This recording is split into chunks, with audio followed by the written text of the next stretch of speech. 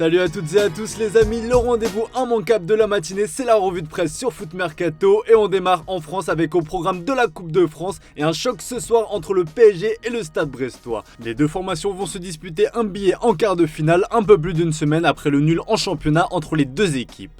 Pied marin ou mal de mer, s'interroge le journal L'Équipe ce mercredi matin à une semaine du choc face à la Real Sociedad en 8ème de finale de Ligue des Champions. Le PSG se doit de montrer un visage rassurant à quelques jours de ce choc capital. Le Parisien de son côté s'interroge si le Paris Saint-Germain a encore l'esprit de coupe alors que le club de la capitale reste sur 2 éliminations consécutives en 8ème de finale de Coupe de France. On rappelle quand même que le PSG est le club français ayant remporté le plus grand nombre de coupes nationales, 14 en Coupe de France. Cette compétition était déjà la favorite du club avant l'arrivée de QSI. Comme souvent lors des chocs, Mbappé sera attendu au tournant alors que son avenir cristallise toujours autant l'attention. Le journal AS relaye sur son site ce matin que le Français a passé un pacte avec son président Nasser Al-Khelaifi. En plus de renoncer à de très importantes primes en cas de départ libre, Mbappé a promis de communiquer en premier sa décision finale à son président. D'un point de vue légal, le joueur en fin de contrat en juin prochain n'y est absolument pas obligé. C'est un pacte amical scellé entre les deux hommes l'été dernier. Le média espagnol indique que ce dernier n'a toujours pas reçu de nouvelles alors qu'on rappelle que selon nos infos, la décision du joueur de Real Madrid est en réalité déjà prise. On file en Allemagne avec l'équipe sensation de cette saison, le Bayer Leverkusen de Xabi Alonso. Opposé à Stuttgart dans le cadre des quarts de finale de la Coupe d'Allemagne, Florian Wirtz et les siens ont décroché leur billet pour le dernier carré sur le gong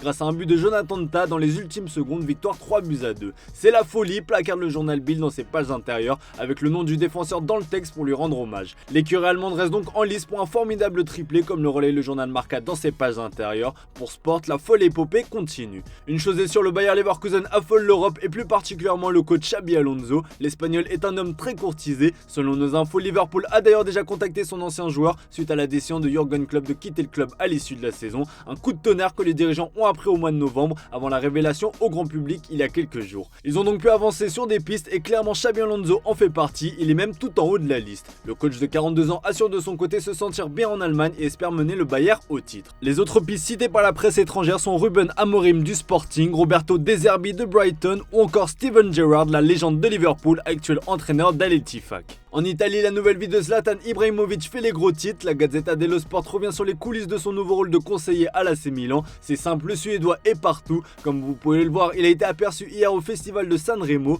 Dans le même temps, il endosse son rôle hybride où il fait le pont entre la direction et l'équipe milanaise. Si son rôle ne comprend pas d'engagement quotidien, Ibra est une présence quasi permanente au centre d'entraînement des Rossoneri et elle est appréciée partout, surtout auprès des joueurs. Zlatan est écouté comme ça a récemment pu être le cas lorsque Stefano Pioli a été contesté. Le coach italien est toujours sur la sellette à l'heure où le nom d'Antonio Conte circule. Ce mercredi matin, le Corriere dello Sport rapporte que Thiago Motta est aussi très apprécié par le club lombard. Le coach de Bologne se retrouverait même au cœur d'une bataille entre l'AC Milan et la Juventus. Nul doute que si le club milanais est réellement intéressé, Ibrahimovic aura son mot à dire et il pourra user de son influence pour convaincre son ancien coéquipier au PSG.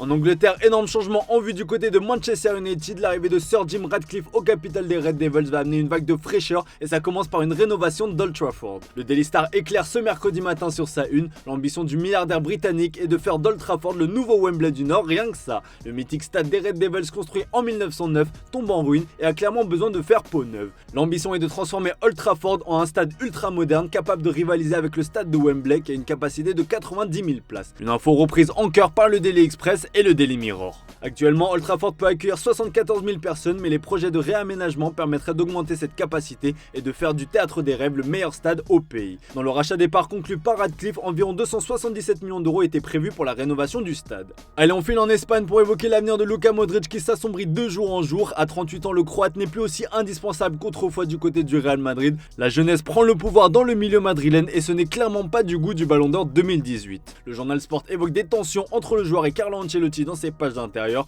Tout ça partirait d'une promesse non respectée par le Mister qui aurait tout fait pour le retenir l'été dernier alors qu'il disposait d'un pont d'or venu tout droit d'Arabie Saoudite. Modric est agacé de son faible temps de jeu et accuse son entraîneur de l'avoir trompé comme le révèle un chroniqueur sur le plateau d'El Chiringuito, information également reprise par Ok Diario. Ancelotti de son côté a affirmé lui avoir dit qu'il comptait sur lui mais ne lui a jamais promis qu'il continuerait à être titulaire lors de sa prolongation. Une promesse qui n'a pas non plus été faite à Lucas Vazquez qui devrait bien prolonger comme le rapporte le journal AS dans ses pages intérieures. L'Espagnol a convaincu Madrid par ses performances qu'il pouvait encore apporter dans le rôle de doublure de Carvajal à droite. Il sera prolongé d'1 an comme le veut la tradition au Real Madrid pour les joueurs de plus de 30 ans. Allez, on termine ce tour de la presse sportive du côté du Barça où il est question de Mercato. Le Mundo Deportivo indique sur sa une que c'est du sérieux pour Aleix Garcia, le milieu de Girona. Le club catalan est prêt à passer à l'action pour le joueur. Ce dernier qui a récemment fêté sa première sélection avec l'Espagne fait partie des meilleurs à son poste en Liga et serait intéressé à l'idée de rejoindre le Barça. Pour rappel, sa clause libératoire est de 20 millions d'euros selon Girona, même si du côté du Barça, on affirme qu'elle est plutôt de 14 millions d'euros. Le Barça veut aussi se servir de joueurs pour faire baisser son prix. Ansu Fati pourrait faire partie de cela alors qu'il est prêté du côté de Brighton.